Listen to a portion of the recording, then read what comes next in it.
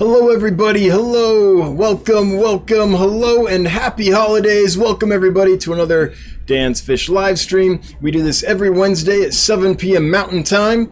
Merry Christmas Eve, as my kids like to call it, the eve of Christmas Eve. And glad you could join us. We have a pretty cool giveaway tonight, but first let's do the shipping report and then we'll get into some holiday fun. So, shipment report. Everything's good. No losses. So 100% of everything arrived alive and is doing well as far as I know since I saw you last. So knock on wood here, but hopefully nothing will happen. But I think that puts us in like 6 weeks, maybe 2 months without any problems at all with all the fish shipping. So cheers. That's awesome. So that's a quick and short shipping report because nothing to report. Everything's going fine as far as I know. So with that, sound check. All right, good. Glad to hear it. With that, let's get to the giveaway. So tonight's giveaway is provided by Rockin' Fish. David Jenkins from Rockin' Fish. David, thank you so much for your support, both by sponsoring the giveaway tonight or providing the giveaway tonight and for everything else you do for us. We appreciate it. And this is David's channel. The cool thing about David's channel is a few weeks ago, I think I checked it like 2 weeks ago, there was a couple videos on it. Like a month ago there was only a couple videos on it. 2 weeks ago there were a few more. But now look at this activity. Look at all these uploads. Now there are like over 70 videos on it. So David's been working really hard, loading a ton of content up. So congrats, David. That's pretty cool. And so if you'd like to win the giveaway that is provided by David tonight, what that is, it's $100 worth of giveaway. So it's 4 $25 gift cards. And Rockin' Fish wanted to do it this way, so we could kind of spread it out over the evening. This hat's hot, sorry. Woo, too hot. That is meant for the North Pole. Too hot, not for like a tropical temperature fish room. Anyway, that way we can draw throughout the evening and keep it lively all evening long. So we're going to do the first drawing here pretty darn soon. If you'd like to be entered to win a $25 gift certificate provided by Rockin' Fish for the dansfish.com store, keyword is hashtag Rocking Fish, ROCKINGFISH. Rocking Fish is tonight's hashtag. So thanks again for doing that. We appreciate you. All right, so we're going to draw the first one pretty soon here, so don't delay. Since we got 4 of them to give away, I'm going to do at least 3 of them before we get towards the end in the last minute looky-loos pop in. 114 here, not too bad. I wasn't sure how we would do on a Christmas Eve, right? With everyone getting prepped for the holidays. I would imagine even with COVID, there's a fair number of people still on the road. Not me. My holiday style is stay put and relax when I can. Hate traveling on the holidays. Anyway, so that's what's going on with the giveaway. And that's about all I have for you. So we're going to get into questions and comments pretty quickly. I will say that I have finished the video. Folks have been asking for video and pictures of all the new fish and everything. So I did a video. I finished it today. I finished recording it. I will load it into Shotcut tonight. Try to get it edited so it can render overnight tonight. So tomorrow I can upload it to YouTube, which will take some time. It's a long video. It's over 100 aquariums. So it's a long video and showed you pretty much every fish. Anyway, I'll load that up to YouTube tomorrow. It'll take a while, but sometime tomorrow that'll go live. So for everyone that's been asking, I'm sorry. I know it's really frustrating when I post fish for sale at dansfish.com and there's no pictures or videos and it's like, well, how big is it? What color is it? What do those look like? I totally understand. I get it. So finally was able to get that going. It took a while to do. It took like 2 days just to scrub the algae on the tanks. I mean, you've got to do 120 some odd tanks. That's a lot of algae scrubbing.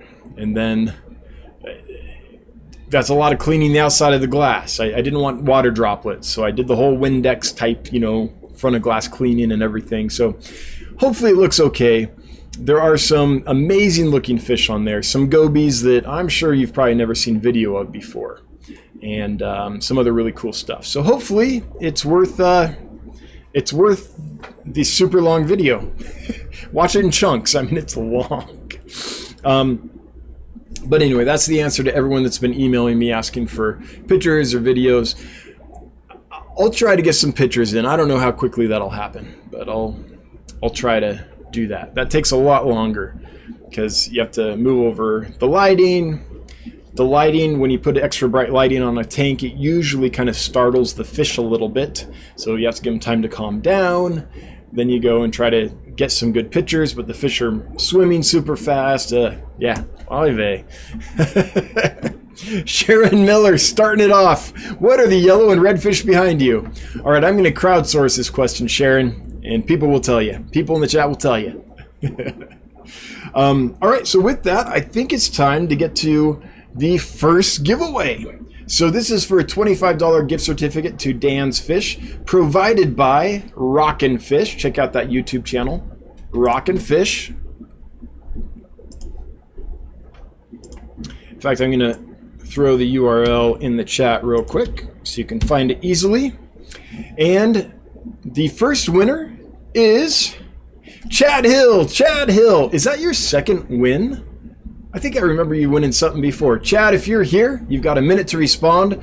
Let us know you're here, and then you will have won a $25 gift certificate to dansfish.com, provided by the Rockin' Fish YouTube channel. That's Dave over at the Rockin' Fish YouTube channel. So, just waiting for Chad to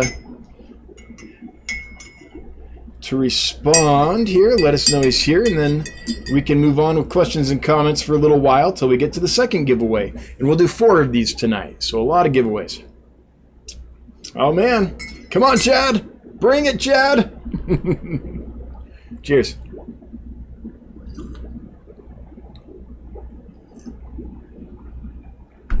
All right, oh there you made it. Chad, you made it. All right, Chad, if you would email me, dan@dansfish.com. Let me know your first and last name. Actually, I don't, yeah, that helps because I do keep a log of who I give gift certificates to, just so that when they redeem them, I know which one, you know, to check off the list. But hey, you're welcome. He says, I'm here. Thanks, Dan. You're welcome. But thank Rockin' Fish. He's the one that's paying for it. I'm just sending it. So I've got the easy side this time. So Chad Hill has won the first $25 gift certificate. And if you guys saw Bentley Pasco's live stream, his holiday extravaganza yesterday, he gave away a $50 gift certificate. So that's pretty cool. Thanks everyone that's supporting Dan's Fish by, you know, using our gift certificates. That's pretty cool. We have $25, $50, and $100, and you know, if you want a grand, I'll make a special custom gift certificate just for you. No problem. All right, let's get to the questions and comments. Hopefully some have rolled in. I haven't really been paying attention to that part of it. Let's see what we can do here. Oh, I see a whole bunch of Rockin' Fish. That's as high as I can scroll. And there we go, Michael Wentworth. Hashtag Rockin' Fish. Thanks, Dan's Fish and Rockin' Fish, for the generous opportunity. Happy holidays to all. Hashtag breeding is pleasure. You know it. 3 times equals world peace. Indeed. And okay, Candy, I'm going to do a golazo. Take out your earbuds. It's going to get loud. And hashtag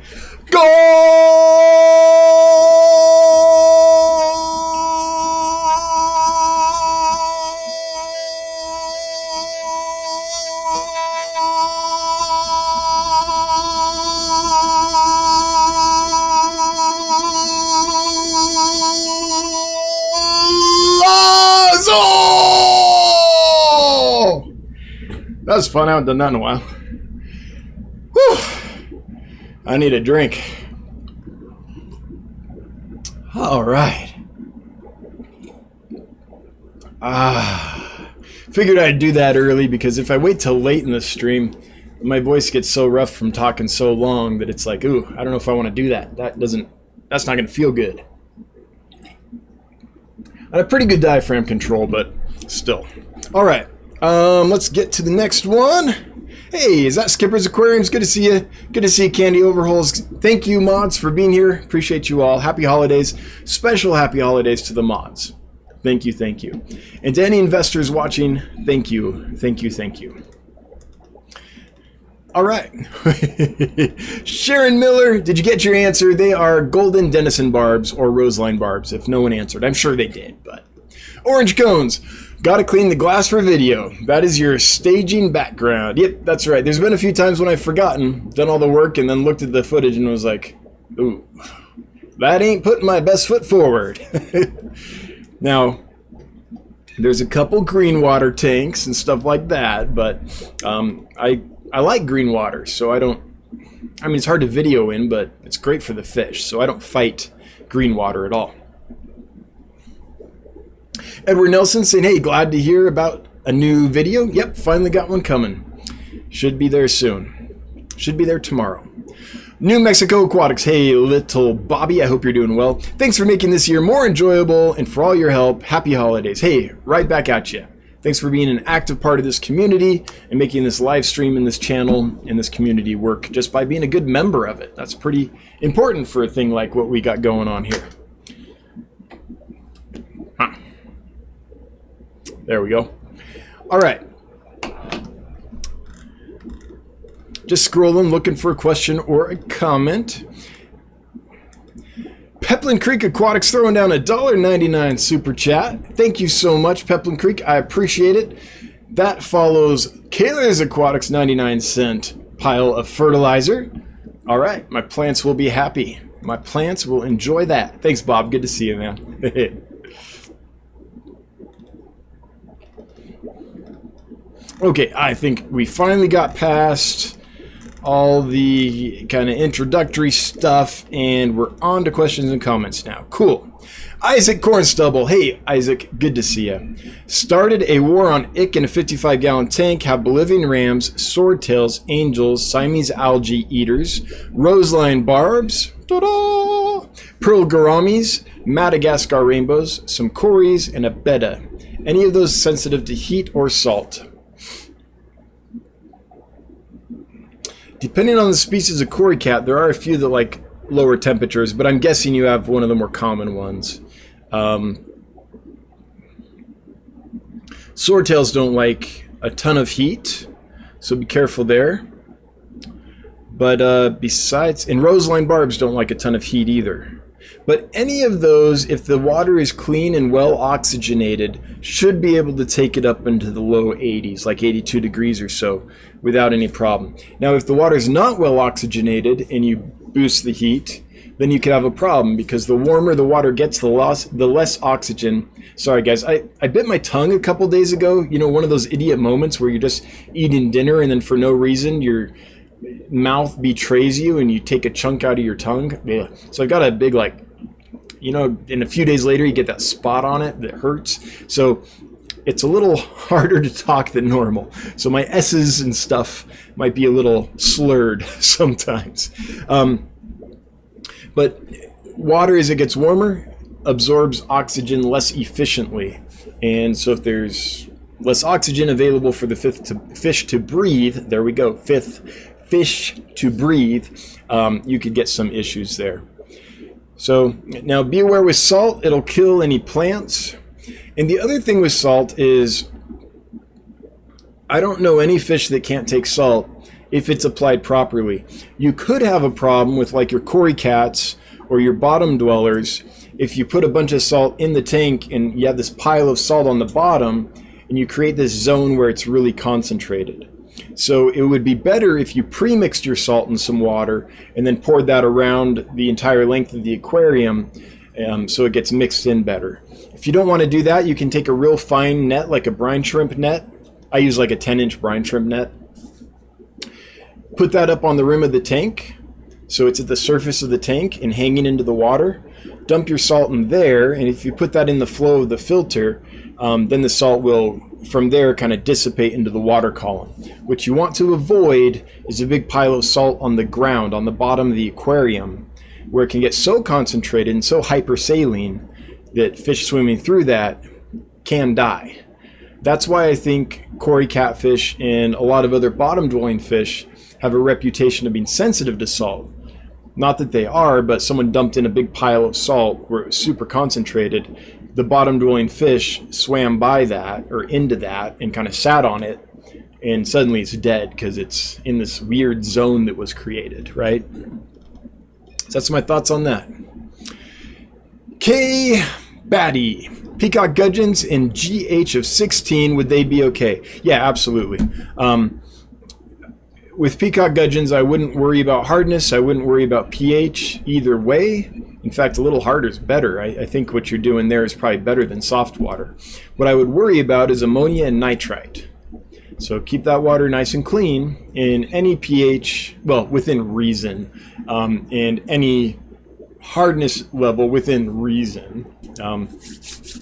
We're not going to go in the science lab here and create something really abnormal. Would be okay. And that's my answer with most fish. I have yet to find, let me make sure this is a true statement. Yeah, I have yet to find a fish that doesn't do well in hard water with an alkaline pH. Even like all your black water species, the species that come from a pH of like 4 and stuff like that, from a peat swamp, basically. As long as the water's clean and they've been acclimated to aquarium life and they've gone over that stress phase of fresh import, then I find they do just fine. The only thing about that, and peacock gudgeons don't necessarily fall into this category, but the only caveat to that really is a lot of these really acid-loving, it's not even acid-loving, in the wild come from really acidic conditions. These fish come from areas that are pretty sterile. So bacteria and lots of pathogens that cause disease in fish don't live in super acidic water. That's why acid is a preservative. That's why you use vinegar to make pickles and stuff like that, right? It's the acid. And that preserves stuff because bacteria can't live in it, most bacteria. So if you take a fish from an environment like that that has no bacteria or very little bacteria, and then you put it in a hard water environment, and that hard water environment is dirty and the water isn't very clean, and you have ammonia and nitrite and bacteria thriving in large concentrations, that can be an issue just because that fish has no immune system yet, and especially if it's freshly imported and still stressed and not recovered. Once a fish recovers from import, even if it's a soft and acidic water species, once it's kind of used to that and its immune system's back up to normal function, then I've found that they do just fine in hard water. But you can have issues with soft water fish, or I should say acidic water fish, moving into alkaline water if there's a lot of stress and their immune system's compromised. All right. Skipper's Aquarium is reminding folks to type @DansFish so I see it. Yes, indeed. When you do that, it turns it bright orange for me. See this nice bright orange box? Those are the things I'm looking for when I respond to questions and comments, and those happen when you type the @ symbol and start typing DansFish. You'll see DansFish pop up as an option that you click, and that means it's going to highlight for me. Michael Wentworth, best Golazo yet. Well, it's the holidays. You got to put in a little bit of effort, right? Peeps Lost Sheep, you got some lungs. Nope, it's all diaphragm, my friend. It's all diaphragm. By the way, Michael Wentworth is the moderator over the Get Gills Facebook group. So thank you, Michael, for all that you do. I hope you're having fun in Guam. Lucky duck hanging out by the pool in Guam. But I appreciate what you do. And for everyone here, if you're interested in a Facebook group that has low drama and is really kind of dedicated fish hobbyists, then Get Gills Facebook group, I think, would be something you might be interested in. It's not inundated. There's not a bunch of people selling stuff. And there are questions, but and I don't mind newbies coming and asking questions. That's not what I'm about to say. But it's not like a lot of groups I've been in where you just get asked the same basic question over and over and over again. Because it's generally folks that are really, really fish geeks that are part of it. Again, if you're a newbie, come on over. We won't judge, but it's just nice to be in a group where there's not just a bunch of basic newbie questions. You also get some substance and interesting pictures and stuff. Anyway, Kevin Long, impressive. Why, thank you. Yes, if only I could get the job as the football announcer, right? Trina Domini, will you be getting any Dalmatian Mollies? I don't have any plans to, Trina, in the near future. So I just talked about, like, I don't know of any fish that comes from like soft acidic conditions that has trouble moving to hard alkaline water. The water chemistry itself is not a problem. Sometimes the pathogens associated can be a problem if it's a fresh import. However, the opposite is not true. Taking hard water species and immediately dunking them into real soft water does cause osmotic stress in the fish and can be an issue. So my water here is very soft. It's 2 grains of hardness, 2 grains DGH. Basically what that means is there's almost no mineral content in my water, almost no calcium, almost no minerals. KH, GH very low. Mollies come from very hard water, at least the species we're talking about here, and often like seawater, really salty water, so really hard, really mineral rich environments. If you take that and you put it in really soft water, that shocks its system. The osmotic pressure just hammers that thing, and they're probably not going to do well long term.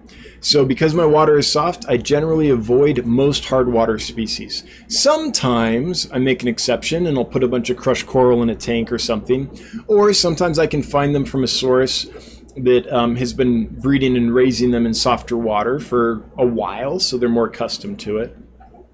But in general, I avoid things like mollies that like hard water. That being said, we're building a big warehouse that we'll be moving into summer of 2021, so this coming summer. The water source for that has minerals in it. It's much harder water. So once we get into that location, I'll have access to both my current water and a hard water supply as well. So in that case, I'll be able to flirt with the idea of getting mollies and other things like that. Michael Wentworth, per the question I posed on the Get Gills Facebook group, what's your recommendation for feeding and maintenance prior to or being out of town for work or the holidays? Yeah, so it's the holiday season. I know with COVID there'll be less travel, but I imagine there's some folks that are still going to travel. Like if you go to college, the dorms probably shut down over the holidays, so you probably have to travel back home, things like that. So what do you do with the fish? Well, what I almost always find is best is to not do anything, is to just feed them as normal before I leave, and then just leave them without food until I get back. They can easily go a week or so with that. Now, that sounds super cruel, and I understand, but couple things to remember. The first is these are ectotherms, right? These are cold-blooded animals. They're not like you and I. You and I have to eat constantly because we're endotherms. We are warm-blooded animals. We need a bunch of calories because we burn them to create heat. So we can keep our body temperature warm so our organs continue to work properly, right? That takes a ton of energy. It gives us an advantage because even in the cold we can move rapidly, but it means we got to eat a ton and we have to eat pretty frequently, right? Fish don't have that energy demand, and that's a massive energy demand. So fish, reptiles don't need to eat, don't experience the same ramifications of not eating as you as I do. At least they don't experience it nearly as quickly as we do. So they can go a lot longer than us without food, without experiencing any kind of health problems. So that's item number one. Item number two is, would you rather have ammonia or would you rather have a cold-blooded creature going without food for a while? The reason I say that is, if you're gone and you have your neighbor come feed the fish or whatever, so many times when that happens, the neighbor or whoever doesn't know fish very well, And in those cases, you tend to get overfeeding, which creates ammonia, which will kill a fish like that. I'd much rather have a fish go hungry than have someone who is well-meaning accidentally create a bunch of ammonia in their environment, because that will damage the fish for sure, and very quickly too. Okay, so it's kind of that. I mean, if I had a neighbor who was a total fish geek, and I always went over there and they always came over here, and we knew each other's fish in fish rooms, then I wouldn't have a problem. I'd be like, hey, come take care of my fish, I'm leaving town. And when they go out of town, I take care of their fish, right? But that's almost never the case. So the other thing is, oh, well, you can do an auto feeder. Yes, you can. But if there's a problem that happens with that auto feeder while you're out of town, the cat gets up there and knocks it in the tank or whatever, you're not there to correct it. So to me, if I'm leaving town and it's not like a super extended period of time, it's always been just safer for everybody to just not feed the fish during that time. And again, I know that sounds cruel to a lot of people, because in our experience, it's like, man, if I didn't eat for a week, I'd be almost dead, right? Yeah, but we're warm-blooded. We're totally different organism. I mean, fish in the wild will often go, this is not an exaggeration, couple months without any real food. You have the dry season and the wet season. Wet season, tons of water everywhere, plenty of food. Dry season, everything shrinks down, you're stuck in these little puddles, and there's really no food in there, and that can last several weeks. That can be a couple months. So fish and it's not every species, I understand that, but lots of our fish come from, rainforest type tropical environments that do experience this dry and wet season period every year, or sometimes twice a year. So they're pretty resilient and pretty, they're developed, most of them, to go without food for long periods. So I know how it sounds, it's like, that is cruel, but it's not when you look at their biology and how they function versus us. It's much crueler to put them in danger of an ammonia spike. That's my thoughts. You don't have to agree. Everyone's got a different take on it, but that's my take. I just think it's safer all around. Holy cow, chat jumped, and so I'm gonna be missing some stuff, but I do see Orange Cones, who's throwing down a $10 holiday gift. Hey, Orange Cones, thanks for the money. I appreciate it. Always appreciate it. Never required, but it does make my wife, Brenda, super happy.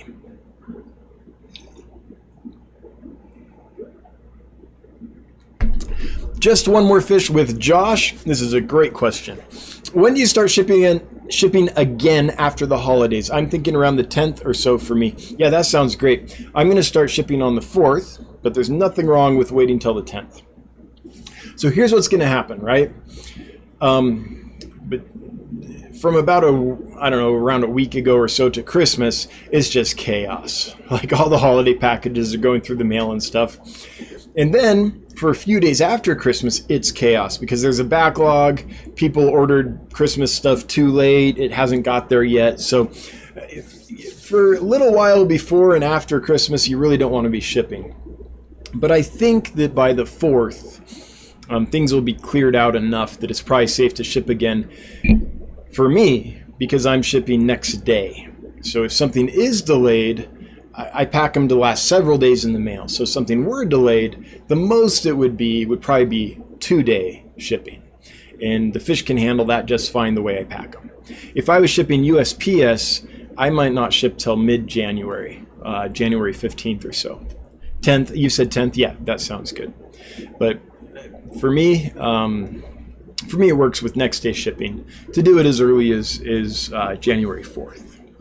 Well, I'll let you know if it doesn't work, but I think that'll be just fine. Killers Aquatics, can we talk about the next giveaway? Yes, we can. Well, let's just do it. Next giveaway. Okay, we're going to do a drawing right now for a $25 gift certificate to dansfish.com, provided by Rockin' Fish, right? So this is the Rockin' Fish channel. David from Rockin' Fish here has generously provided us with $100 worth of gift certificates tonight. I just posted a link to this YouTube channel if you want to come check his stuff out. And we're going to be drawing 4 $25 gift certificates. We already did the first one. Let's do the second one. And let's see, let's make sure the mods are included because I think they should be. Keyword, hashtag rocking fish to enter. All right, the winner of the second gift certificate to dancefish.com for $25 is Dominican 100. Dominican 100, you have one $25 gift certificate. Please chime in, let us know you're here. You've got a minute to do that, and then you will get that gift certificate. All right. So, Bob, I assume that's what you were doing, was prompting me to do that. If not, let me know. And if it's something else that was on your mind, let me know, and we'll chat. Oh, wait. You're all seeing this. That's very exciting. Let's see here. Dominican, just waiting for you to chime in here. All right. I won! Yes, Dominican 100, you have won $25. Would you please send an email to dan@dansfish.com so that I can get you your gift certificate that is provided by, once again, Rockin' Fish! Okay, Dominican 100, when you do that, would you mind also just including your username, Dominican 100, in the email so I know which one this is? Helps me keep track when real names are different from usernames. Oh man, that's good. Okay, next one here. Let me just scroll down and make sure that Bob didn't leave another comment, like that I didn't misunderstand his intention there, because I'm the king of misunderstanding. Let's see here. Goes aquatics. Just looking here to make sure that Bob didn't have something else on his mind. I think I got it. Rockin' Fish, you forgot the air guitar when you said my name. Rockin' Fish!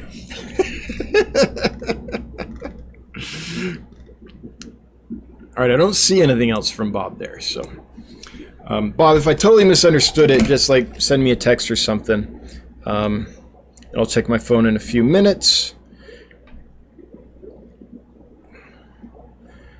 Otherwise, I think we're good. Is that Gina French? Gina French, good to see you. I hope you're doing well. Can't wait till shipping time of orders. You are the bomb, Dan, my man. Hey, thank you, Gina. It's good to hear from you. Hope you're doing good up there in nice tropical Montana. Probably even colder than me. QC Aquaholic, thanks for putting up with all of my questions. Looking forward to my order in January. Yeah, I don't mind questions, guys. It's not a problem. There's I guess two problems you can have in business. One is you open your business and no one cares and you get no questions.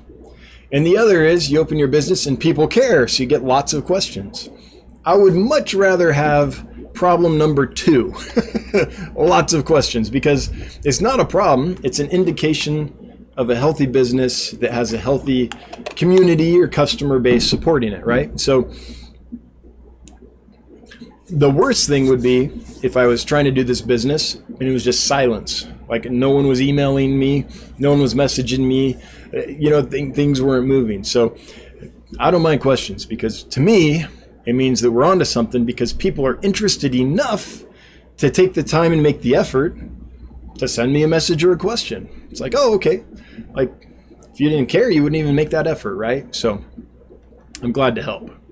Paul Soltero, Madagascar Rainbows with Cribs. What do you think? Yeah, that sounds like a match made in heaven to me, honestly.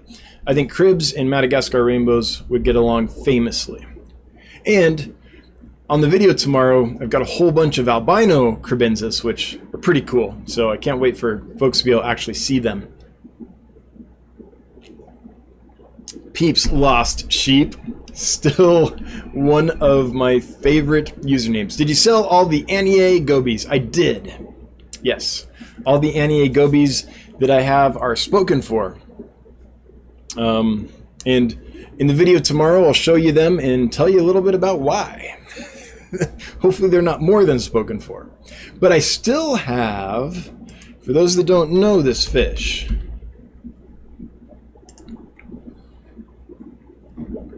I still have plenty of these.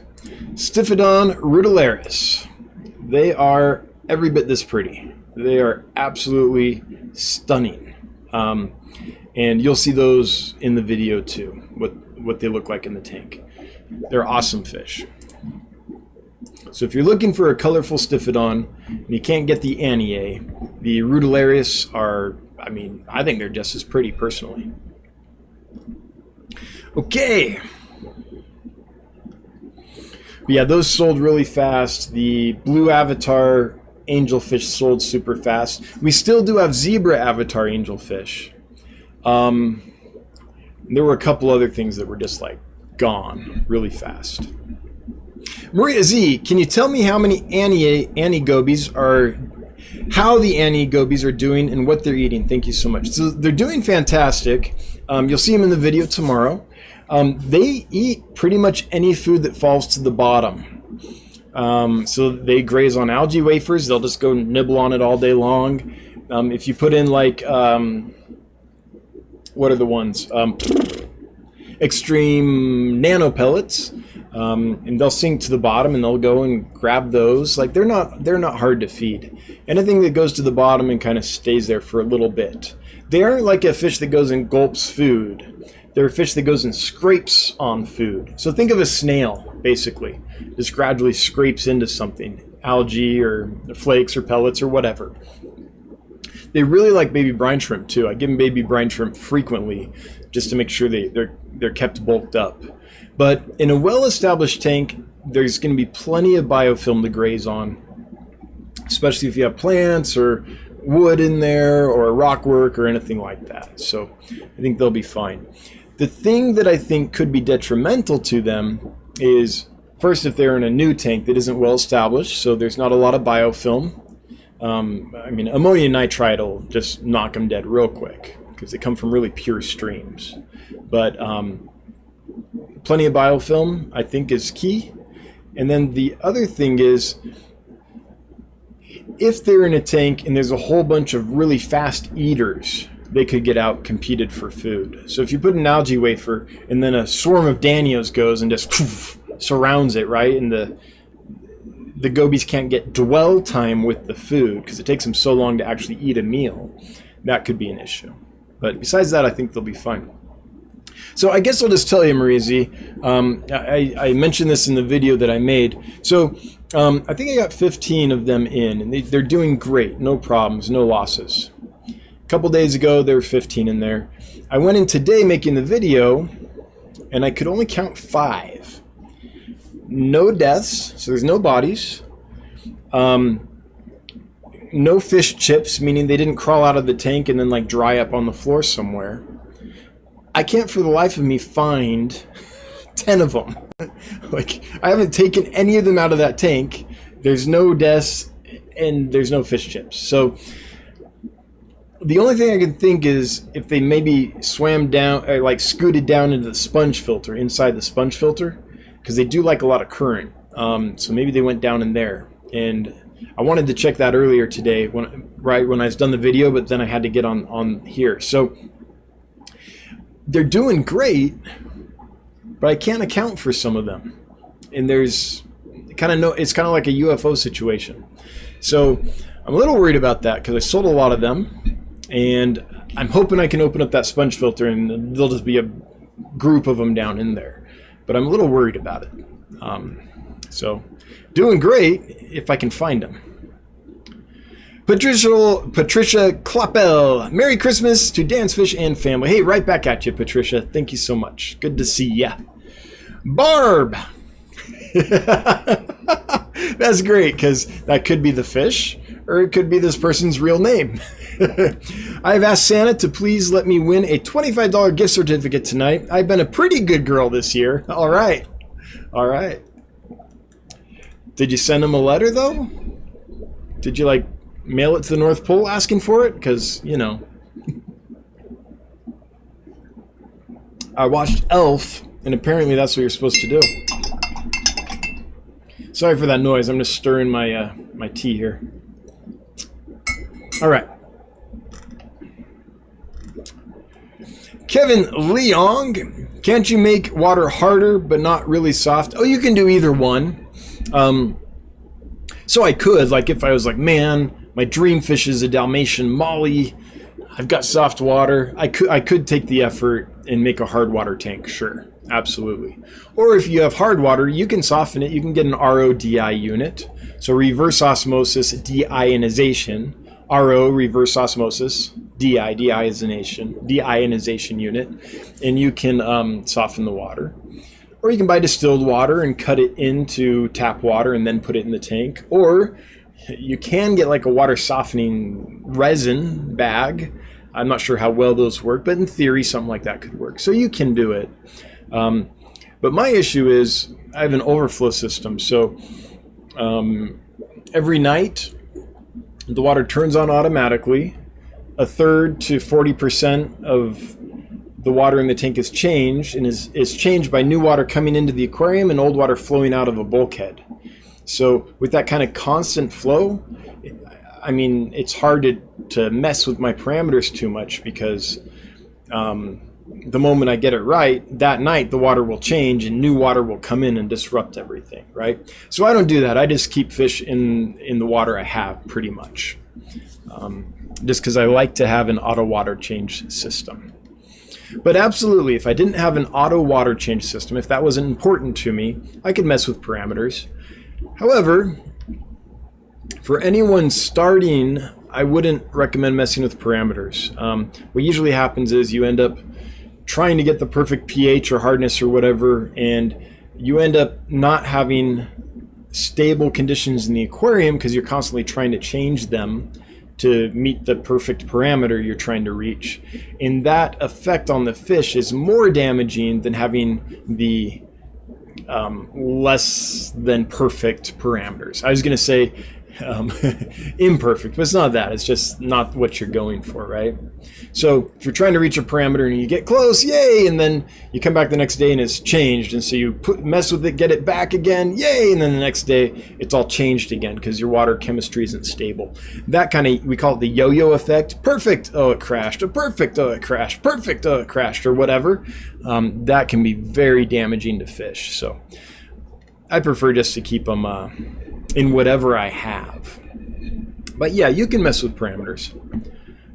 Just generally a lot of work for a poor result. Not always, especially if you have RODI, or if you, I don't know, you're trying to work with some specialized species, it can be worth it. Swamp Thing, do you have a line on the new Rainbow Oh, I was like, Madagascar.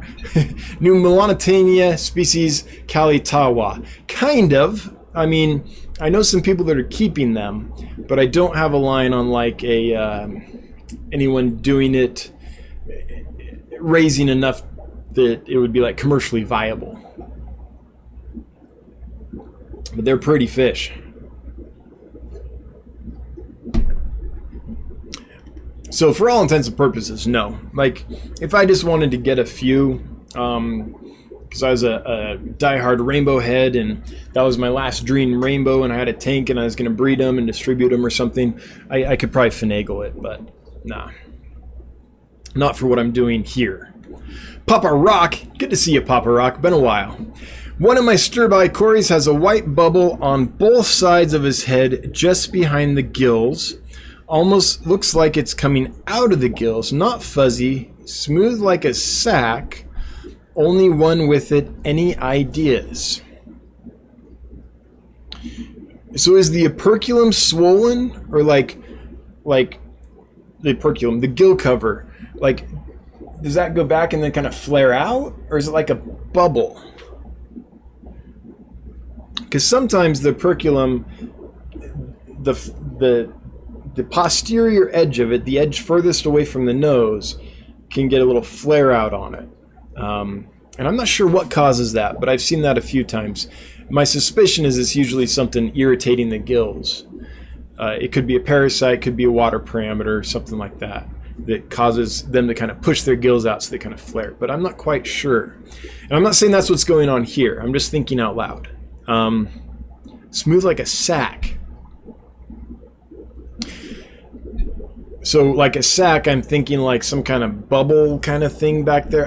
Papa Rock, I don't know. I'm sorry. I don't know if I've ever seen anything like what I'm picturing in my head from your comment. Wish I could help you, but if anyone here knows what Papa Rock's talking about, please like comment so we kind of have a clarified thing to deal with. But from the description, what I'm picturing in my head, I don't know what that is. I don't think I've seen that. Holly Gibbs, I tape each day to side of each tank. Holly Gibbs, I tape each day to side of each tank. My brain doesn't, I'm not quite sure what you're saying there, Holly. Thanks for commenting, but if you could clarify, I could engage with your comment. Terry's Tropical Tanks, are Glow Light Danio eggs sticky? No, I can't remember. I don't think so. I think what they did was they kind of settled through the moss and landed on the bottom. I don't think they're particularly adhesive. Could someone here clarify that if I'm wrong? But from what I'm remembering, no, I don't think they stuck to stuff very much. If they did, they were only like maybe semi-adhesive. Kind of ended up at the bottom. So you get a little container, right? You put marbles in it, put some Java moss in it, so they spawn up there. And if I remember right, they fill like right through the moss and down into the marbles. John Kim, is levamisole only used to treat camellianus worms? Do you recommend medicated food for other internal parasites due to resistant? So I don't think camellianus worms, in my experience, are the least bit resistant to levamisole. It works very well. For me, I've never seen that. But no, it's not just camellianus, it's other similar species of worms. So within that same, I don't know if it's family or phylum or order, I'm not sure where in that taxonomic chain that breaks down, but roundworms, like camellianus worms, will also succumb to it. Yeah. They use it for like, livestock as well, and that's not camellianus worms, it's a different species, but it's closely enough related. It's a roundworm and it works on them. So I forget the name of that specific group of worms that it targets. Is it aneliid worms? Now I gotta look. Levamisole.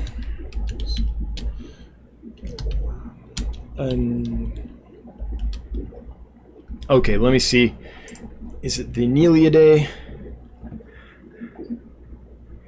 I've got my geek brain wants to get that clear. I think so. I think it's like Aneliidae.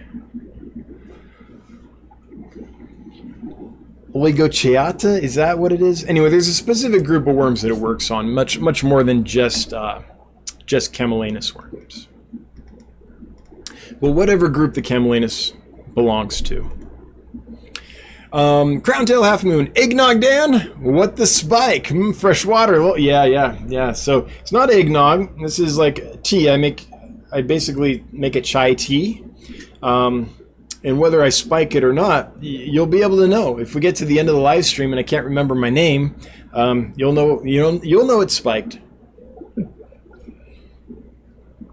Killers Aquatics finally got to the $4.99 Killers Aquatics super chat. Took me a while. Gina French showing me some fox love. Hey Gina French, thanks so much for the $10 super chat. And the cutesy wootsy fox cat holding the cart. The heart. Maybe it is spiked. I call those fox cats. I'm not sure what those little critters are, but it's like the one that Ed sends me that punches me in the face. But Gina's kinder. She's giving me a heart. Right back at you, Gina. Appreciate you. Kevin Leong. What about returns? Lots of returns after Christmas. Oh, that's true. Yeah, that's true. Yep. I think those kind of trickle in, though. Yeah. And by the way, if I wasn't shipping a next day service, I would probably wait longer. For sure.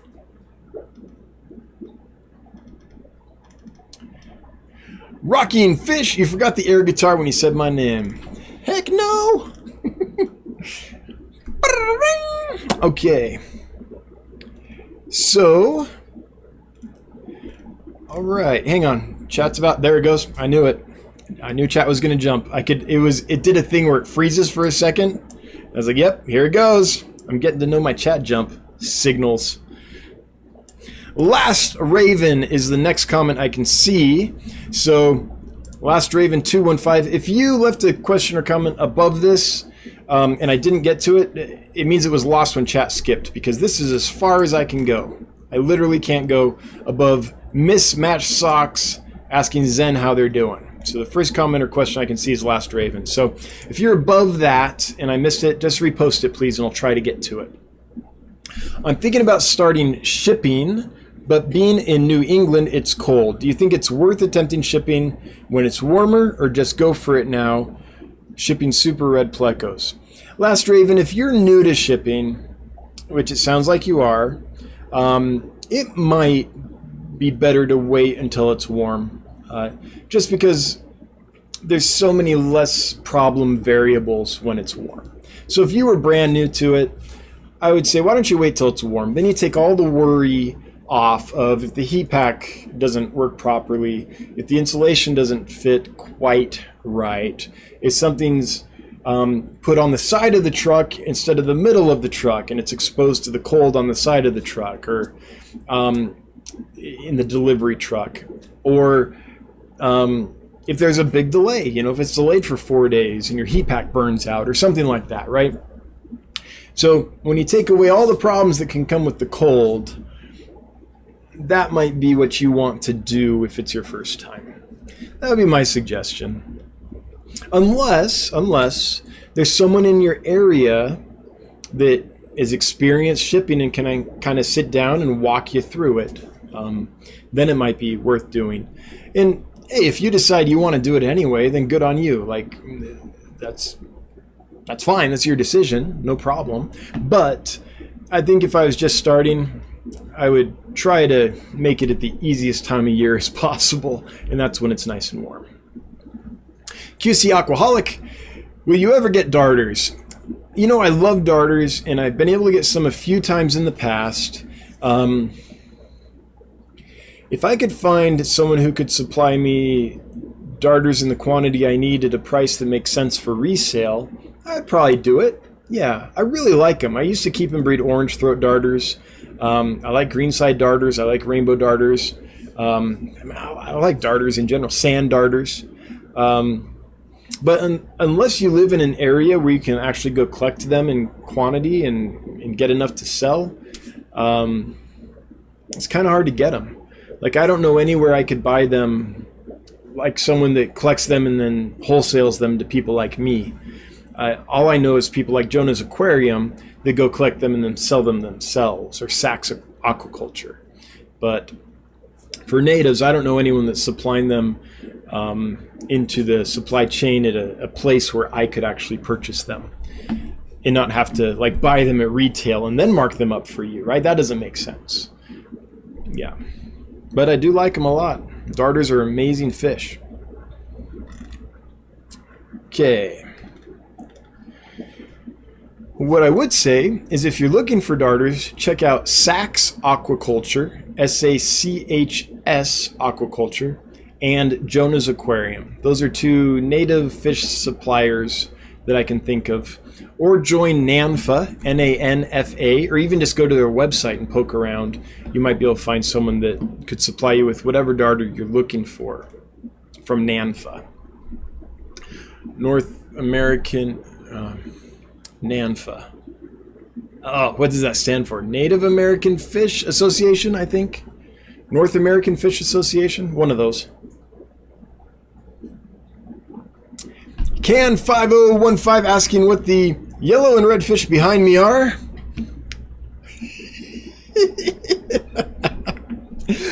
Those are gold Denison barbs or gold roseline barbs. I'm laughing because we get this question 5-6 times a night because they're awesome, right? Of course people want to know what they are. They're beautiful. Look at those things. Sohan Warusha. Hey Dan, if there are equal amount of male and female Millennium and Bosemani, will they breed with only their kind? I don't know if they'll breed with only their kind, but I'm not sure if Melanitania and Glossolepis are very likely to hybridize. So Millennium rainbows are from the Glossolepis genus, and Bosemani are from the Melanitania genus, so completely different genus. So if you were keeping 2 Glossolepis species together or 2 Melanitania species together, then I would say, yeah, for sure they're going to hybridize, even if you have equal numbers. At some point it'll happen. But with Millenniums and Bosemani, that might be okay, Sohan. That's more likely to be... It's more likely you're able to pull that off without hybridization than most mixes people ask me about. So it might be worth a try. And I think if you did have any hybrids, it would be very obvious. I think a Glossolepis mixed with a Melanitania would look funky enough that you would know that you had a hybrid. That's my guess, Sohan. But I've never tried it. And, you know, if you want to distribute pure strain rainbow fish, it might be worth digging in a little more. That might be a good question for the folks at Rainbow Fish Live. So there's a Facebook group called Rainbow Fish Live where real, like, bowheads hang out, rainbow fish nerds. And there's someone there, I'm sure, that would know the answer 100%, whereas I'm probably 80% sure. Brian, are your thread fins only males? I do have a few females, so you can get a few females. Yeah, I don't have many, but there are a few females in there. Last Raven 215. Oh, so Brian, if you order them and you want the mix, just the note at checkout, say, hey, I'd like males and females, and then I'll know to get you some females. Most people want males because that's where the color is, but if you leave me a note saying you want both, then I'll get you both. Now back to Last Raven. Last Raven 215. I'm thinking about starting shipping. Oh, okay, I already got that one. Orange Cones gave a coworker the info about Get Gills and this live stream. She wants to get a fish tank in the spring and wants to learn more about care. She thought she had just had to top off the water. Yikes. Yeah, yikes is right. Well, I hope we can start steering her in the right direction, and if she comes here, then she's likely to get into the rest of the Fish Fam stuff too, and then she'll be in good hands. So, glad you did that. Nathan, Fish Boy. Hey, Fish Boy. Pictus catfish, what are your thoughts on them? They're fantastic. Would you have them? Absolutely. Are they better in numbers? Yes. What tank mates would you stick with them if you had any? Nothing. Yep. So I love Pictus catfish. If I did Pictus catfish, I'd do them in a fairly large aquarium, and I'd do them in a big group, and I wouldn't get anything else in there. Yep. That's, I think, the ideal Pictus catfish setup. They're fantastic, but they're so active, and they can outcompete other fish so readily for food that's why I wouldn't keep anything else with them. Now, if I had a big tank with a whole bunch of African cichlids in it, I might get a few Pictus catfish in there. That would probably be okay. So that's one thing that could work. But in general, when I think of how I would keep them, I would just keep them and enjoy them for themselves. Just because they're so darn active. And they're sharp, man. I have been literally... what's the word? Injected, I guess, by a Pictus catfish. I mean, I've had that spine in deep, and I've felt that venom in my hand, and it doesn't tickle. So if you picture like this mob of Pictus catfish trying to eat something, and other fish getting in there, and then getting spined, right? That's a real thing that can happen to the other fish in the aquarium. So in general, I'd keep them by themselves. That's not to say you can't keep them with other things, but by themselves, I think, is what I would do. Okay, I think that horse is beat. T-Shot just wanted to say Merry Christmas. Cheers. Hope it's a good one. Enjoy, my friend. You as well, T-Shot. Thanks for being here, and Merry Christmas to you. All right, we are going to do another giveaway. So this is for the third gift certificate. It is a $25 gift certificate. Gift certificate. Also, for I'm not as think as you drunk I am. To dansfish.com. Provided by Rockin' Fish. Right here, Rockin' Fish. David from Rockin' Fish is providing $100 worth of gift certificates tonight. Thanks again, David.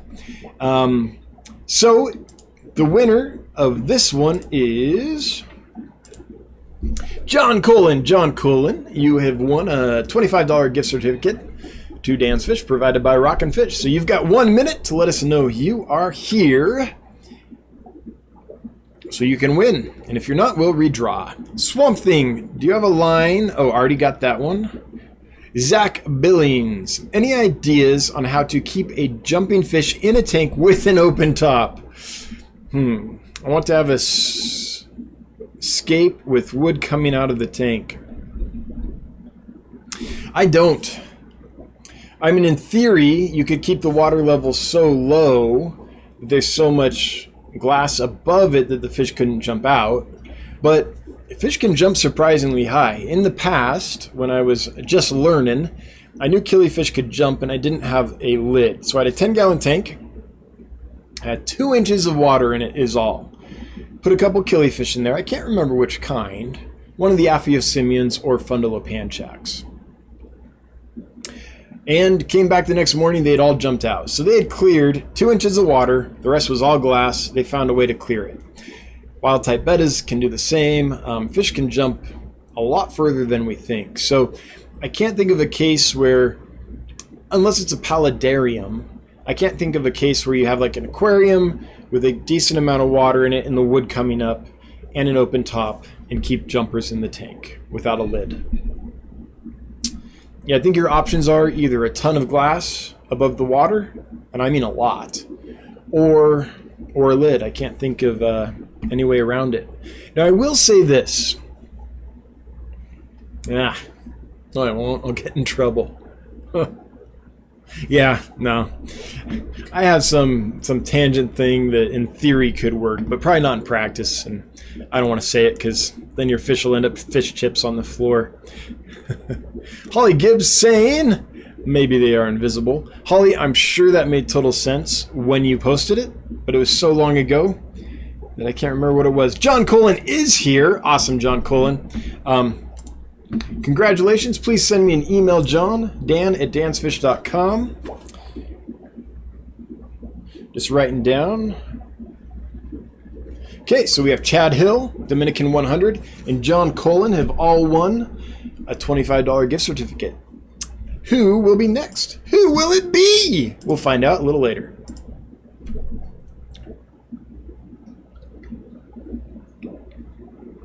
Holy cow.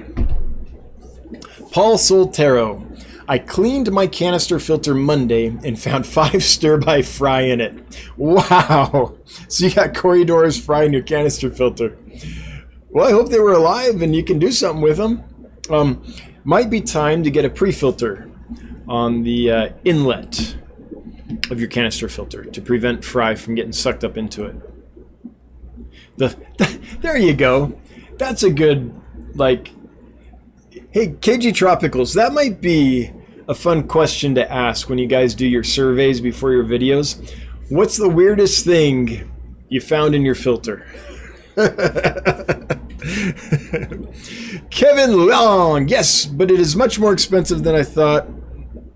Making water harder isn't as hard. Oh yeah, for sure. Making water hardness, you just add minerals. Making water soft, RODI is quite expensive, yeah. I mean, compared to a bag of crushed coral. Yeah, I hear you. Mile High, what age did you start keeping fish? It was the summer between 6th and 7th grade. So what is that? Is that 13 years old? Something like that. Yeah. Michael Wentworth, regarding adding some hardness back into soft water, what's your favorite additive? I see a lot of people adding things because so-and-so on YouTube said so with little supporting info. I have not found an additive that is super efficient in my system to maintain hardness just because I have an auto water change and I change so much water every day.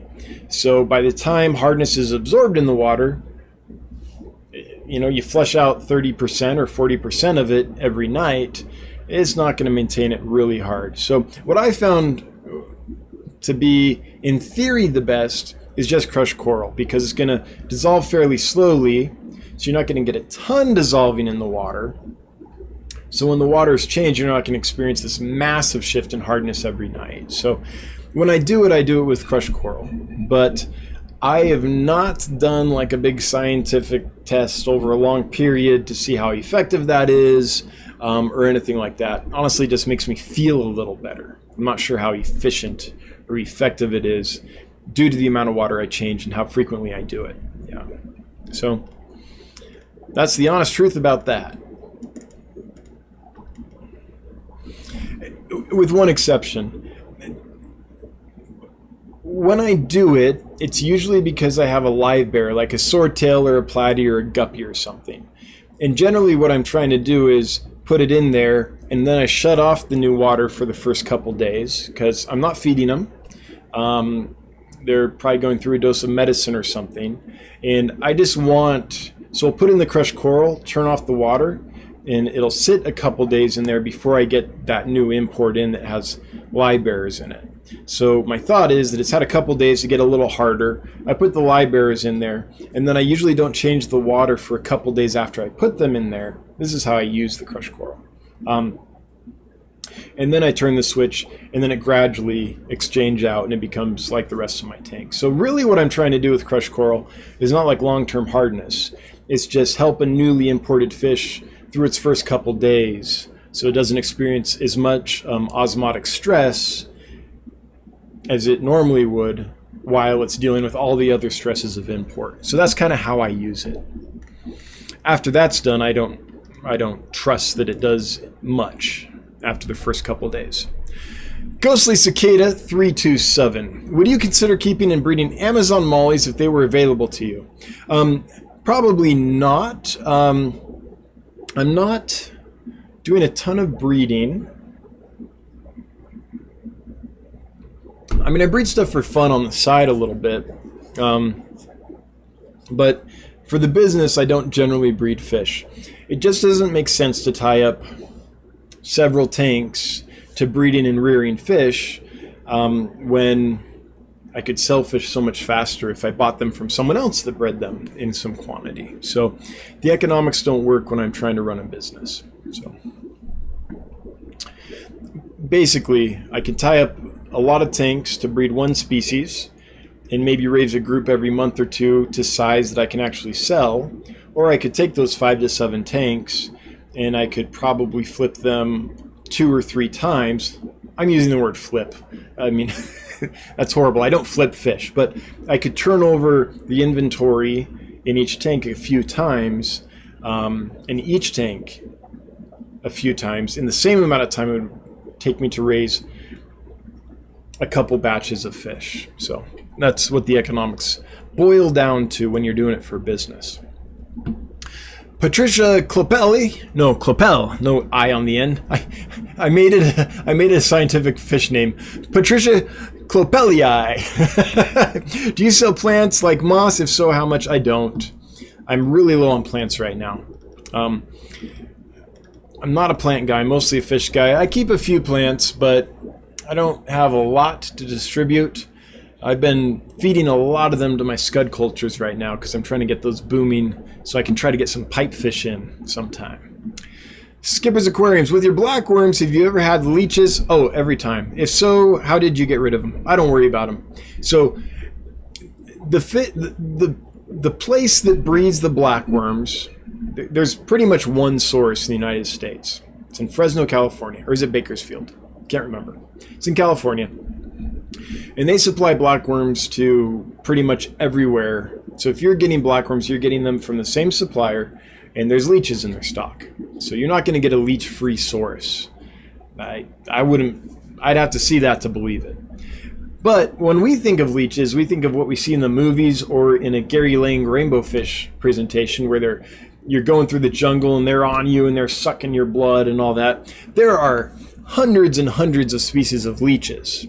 Most of them are not bloodsuckers. Most of them are detritivores. They eat detritus, they eat decaying matter, they eat decaying meat or vegetables or whatever. Kind of like a snail, right? And that's the case with the leeches in the blackworms. They're not bloodsuckers. They aren't sucking blood out of the blackworms. They're not going to get on your fish and damage them. They're just eating the food that's fed to the blackworms. That's why they're in those in the blackworm shipments. So there is not a leech-free source, and being that the leeches are harmless, I don't worry about them. And I've never had a case where I fed blackworms and leeches, and within a little while the leeches hadn't died off and disappeared. I don't have them reproduce in my tanks. So that's been my experience. I have had a customer who had a horrible leech infestation in his aquarium, but these, from, if I remember the description, what he told me, right, we had a whole conversation about it. I think they were kind of big and fat. I think they were a completely different thing, and those were a problem. But the leeches that come in with the blackworms, I don't think are a problem. I've never seen or heard of anyone having a problem with them. And by the way, I've been using them for a couple decades. No issues. Michael Broom, Corridoras can get strange whitish deposits on their skin if you're feeding them too high a protein diet. Not sure if that's what they were seeing, but maybe. All right. Mitchell. Did I say Michael? I'm sorry. Mitchell Broom. That's one thought. I mean, the odds that they would be in the exact mirrored place, though, behind the gills, and those protein issues in Corys, I think it's more like a randomized whitishness that we would see. This feels like very deliberate, very symmetrical. But we appreciate the idea because it's better than my idea, which is, I don't know. W. Marion, new fish with white and string stuff around the mouth. Ooh, partially responsive to Maricin. Do you suggest another round of Maricin or something else? So what I would try to do is determine if it's fungal or bacterial. If it's fungal, I don't know if Maricin would be that effective. If it's bacterial, it might be effective, but honestly, my go-to for that stuff would be kanamycin and nitrofurazone. So Maricin treats gram-positive bacteria. So if that's caused by streptococcus, the Maricin will take care of it. But it's probably more likely that it's treated by caused by gram-negative bacteria. So that's why nitrofurazone and kanamycin are generally my go-to. Most diseases in fish are caused by gram-negative bacteria.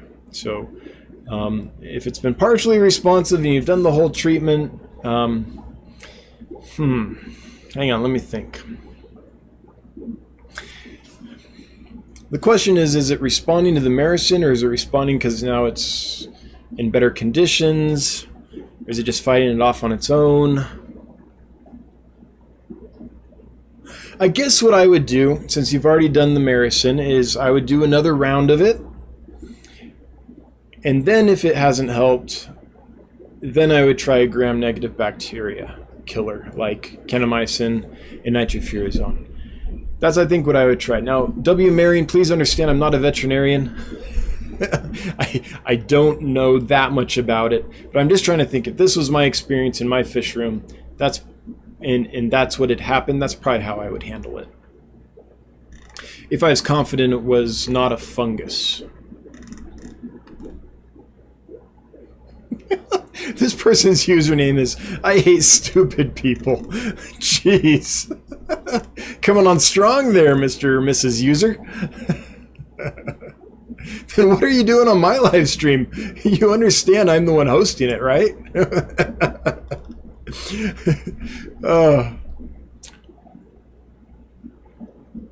Man, I do stuff sometimes that's so stupid it amazes me. All right. Hey, Gina French, it's a fox. Oh, the fox cat is a fox. Now I know. What did the fox say? Crowntail Half Moon. I'm thinking of using a 3-stage filtration for fish water storage and water changes, okay? 5 microns each, 1 sediment pre-filter, 2 carbon blocks. Any advice? That sounds perfect to me. Yeah. That's what I would have said. Where I'm at, I used to have a sediment filter and a carbon block. I would run that sediment filter for like a year and check it, and there was no sediment in it. Like, my water is amazingly clean. So I just switched it to 2 carbon filters, 2 carbon blocks. But I think the way you're doing it is smarter. than what I did with my 2. You have 3. First one to catch the sediment, perfect, and then 2 carbon blocks. Your average carbon block is 80% effective. So if there's 100 parts of, let's say you're trying to remove chlorine. If there's 100 parts of chlorine in there, it goes through the first carbon block, it'll remove 80%. So now you have 20 parts of chlorine in there. But when that 20 parts of chlorine goes through the second carbon block, then it'll reduce that by 80% as well. And by the time it's gone through that second carbon block, you're going to have very little chlorine, and it'll probably dissipate pretty quickly in the tank. So I think that's what I would do. That sounds like you're right on the money. Terry's Tropical Tanks. Are glow light Danio eggs sticky? Already got that one. Gina French. Okay, listen to Zen, not to me. I'll listen to everybody. Paul Soltero. Cleaned out my canister Monday and found the Cory Fry. Okay, got that one already. There we go. Hey, Wichita. I haven't talked to Wichita yet tonight. Wichita Falls Fish Keeper. How big are your L471 and L264s? Merry Christmas. Well, you'll see them in the video tomorrow. Let's see here. The 471s are, I would say, under 2 inches, 1.5 inches. Maybe the biggest one getting close to 2 inches. But that fish only gets like 2.5 inches full grown. And the L264s, look up which one that is. Is that the Sultan or the L264? Or the Zebra? That's the Sultan. Well, you'll see him in the video tomorrow. Off the top of my head, I'm going to say 2 to 3 inches on the Sultans. The, what was it? L264s. Yep. Isaac Cornstubble. Only hitch is salt measuring. Heard of 3, 1 tablespoon per 10, per 5, per 2.5. Not too knowledgeable on salt. Going to try 1 teaspoon per 5 because I have plants in the tank. Any thoughts? So, Isaac, was this about curing ick? If this was you trying to ick, I don't think if you have plants in the tank, you're going to get enough salt in there to be effective. If you do put enough salt in there to be effective, you're going to kill the plants. That'll create decay, which will create could create an ammonia spike or a lot of bacteria. Not a good thing. So if you're using salt, I would definitely do it in a tank without aquarium plants in it. And don't do it by like tablespoons or whatever. Do it by weight so you get an accurate measurement. It's 5 grams per liter. You can do up to 8 grams per liter. Okay? So 5 parts per 1,000 up to 8 parts per 1,000. And that I'm sure of because that comes from aquatic veterinarians that gave a talk on this at the Aquarium Veterinarian Conference that I attended recently. So 5 to 8 parts per 1,000, which equals 5 grams per liter up to 8 grams per liter. That will totally kill your plants. I mean, I would think. I suppose there's some plants that are super salt resistant. Your mangrove would be fine probably. But if you're trying to kill the ick in a planted tank, I wouldn't use salt. I would use ICX or Fritz Mardell Quick Cure. That's what I always do. I don't raise temperature. I don't use salt. Usually I just use ICX or Mardell, and it works just fine, and it doesn't hurt the plants. It doesn't hurt the snails, doesn't hurt the bacteria population, anything like that. So that would be my thoughts if you have a planted tank you're trying to treat for ick. Now, don't get that stuff on your hands. It contains formalin, malachite green. That stuff is pretty toxic. So you don't want to get that on you. Wear gloves, but it works well against ick and doesn't hurt plants. Oh, Isaac Cornstubble, that's about the ick, by the way. Yeah, I got it. Gotcha. Crowntail Half Moon. Do you think the missing goby are going down the overflow? No, because it's got a screen on it. So they can't. It's... yeah, there's no way they can go down the overflow. They can't fit. I mean, it's way too small, the screen. So, I don't know. I'm hoping of course, that's kind of the fish I built the whole order around. Someone in one of these live streams a few months ago was like, "Can you get this fish in?" And I was like, "Yeah, I can." And so I did. and people are excited and sold a whole bunch of them, and now I can't find them. I'm hoping they're in the sponge filter, but I'm not real hopeful. So honestly, it's a mystery to me. No deaths, everyone's fat and sassy and happy, and none that I can see that got out, so I'm not sure. And it's not like it's a tank with tons of rock work or something where they could be hiding. It's a fairly minimally furnished tank, so I don't know. I hope I find them, though. I don't know how I'm going to face all my customers that were excited about them if I can't find them. Dragon Lair, if my nephew and I can get our collecting worked out this year, we can supply with shiners. That could be cool, Dragon Lair. That could be really cool. I'm going to have to see where I'm at in the warehouse project. Here's whatever natives I get, though, have to be able to take higher temperatures. This can be another issue, because I'm going to keep the temperatures, say, around 78 or so. So they'll probably be around 76 to 80 degrees within that window. So I don't know. In Alabama, I bet the water gets that warm. But whatever ones we did, Dragon Lair, because I am interested, we'd have to make sure that they can take the warmer temperatures. They can't be one of those species that if it gets above 70 degrees, it just stresses out and dies, right?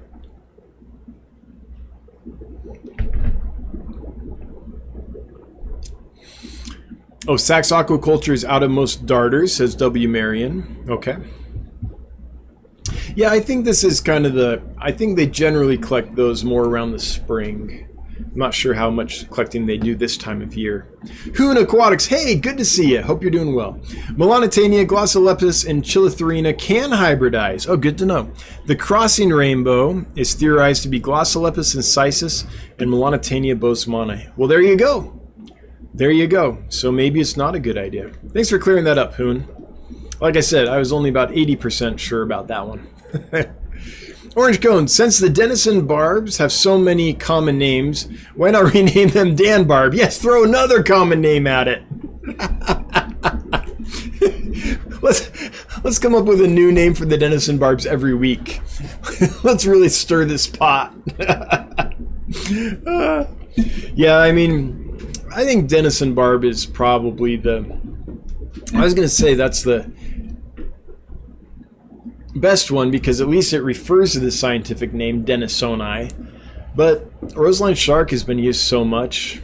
Yeah, I don't know. That's the problem with common names. So Sahayadra Denisoni is what we should call it. But if I did, no one would know what I was talking about. Multi-Take Addiction, just wanted to stop by, hit the like button, wish you a very Merry Christmas. Right back at you, MTA. Thanks for being here. W. Marion, I had substrate in quarantine with my gobies because they seemed so comfortable digging in it. Some hid down there so well I had to cut through it. That's the other thing I'm hoping, that they're down in the sand. Yes, that they can do that. Yes, I hope. Because I don't know where else they'd be. Although I haven't seen it with Stiphodons. I've seen it with lots of species of gobies, but this is Stiphodon anniae. And I've never seen a Stiphodon that was a big burrower, but I'm definitely going to check. Mike Black, do you think angels and archers would work in a tank together? Absolutely. If the tank is large enough. Yes, I think angelfish and archers are just fine. The archers are going to stay mostly at the top, and they're tough enough that if an angel got uppity with them, they could defend themselves. And they're not going to mess with an angel at all unless it's so small they could just swallow it. So, yeah, absolutely. I think that would work just fine. In fact, I think that's almost an ideal combination of personalities in a tank. Mike Black, do you think angels and archers just did that one? All right, we've got 6 minutes left.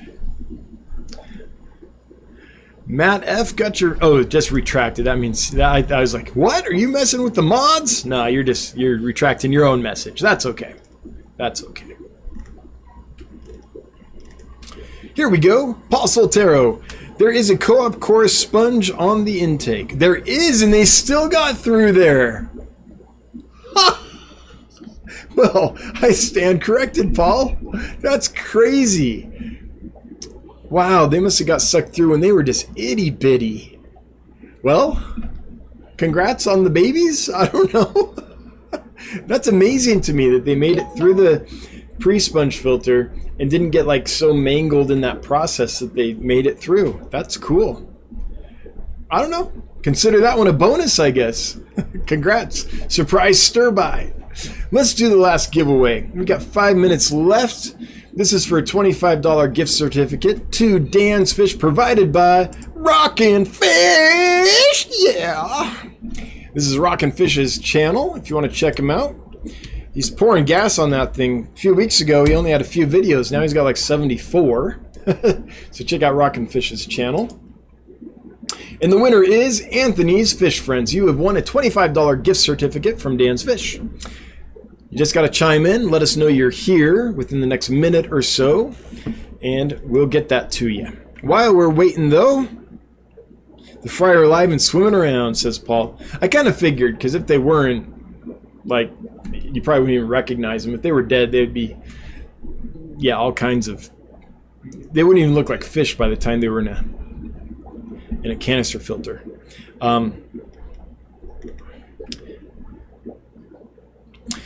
Marion says, so this is the rimless tank comment. You can cut a custom lid for a rimless tank, cutting around the branch from plastic you get in sheets from Home Depot. Keeps the rimless look. MD Fish Tanks did that for his betta tank. All right, yeah. So for the gentleman, or was it a lady? For the person, I can't remember who it was asking about rimless tanks and jumping fish, that might be an option to look into. Select Pet, why is flipping fish bad but reselling from a wholesaler not bad? I think the terminology has me confused. When I think of flipping fish, I think of someone that like just gets them in and resells them right away without caring for them or quarantining them or helping them recover from shipment. Just that typical old industry model. So to me, that's what flipping fish is.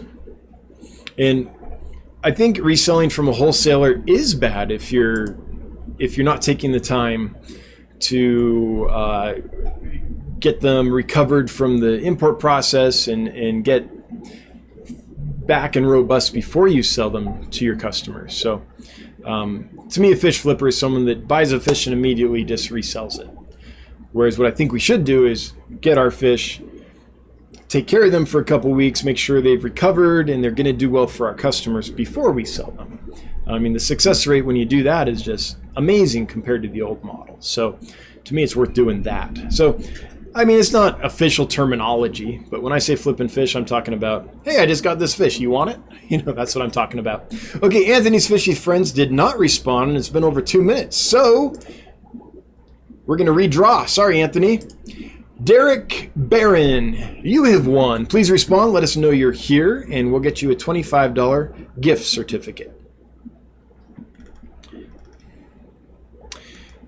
Oh, hang on. Chat jumped. Got to scroll up here.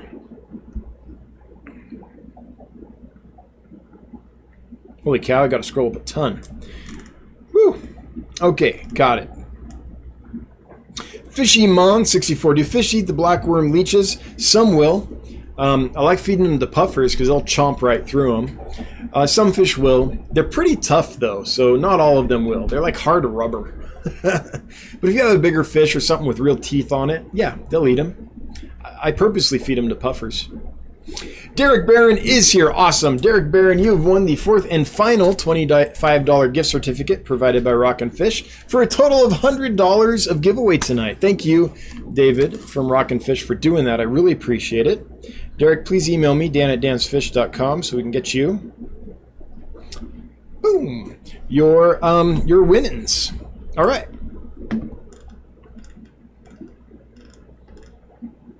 W. Marion, thanks for a suggestion on what to do next for the new fish. How do you tell if fungus or bacteria? It's a little hard without a vet, but the fungus looks almost like a dandelion seed head, like a bunch of individual little tiny strands sticking out. whereas the bacteria looks more like a slime coating them. Although there are funguses that can do that too. But Saprogenella, is that the fungus? I can't remember the name. It looks like that is one of, there's a common one that it looks like the head of a dandelion seeded head, right? Is kind of how I would describe it. Yep. Now, I'm far from an expert. Let's get that straight when it comes to fish disease. But yeah, fish tank barn, $2. Boom! Making it rain, fish tank barn. Hey, Mike, hope you're doing well. Those are really nice anthias behind you, Dan. Okay, what's an anthia? Anthia is a genus of ground beetle that can spray a jet of acid up to 12 inches. Okay, now I'm freaked out. Job well done there, Mike. You got me turning around looking for acid spray. Aqua, if you had a 300-gallon pond in the tropics, what species would you want to colony breed all year long for profit?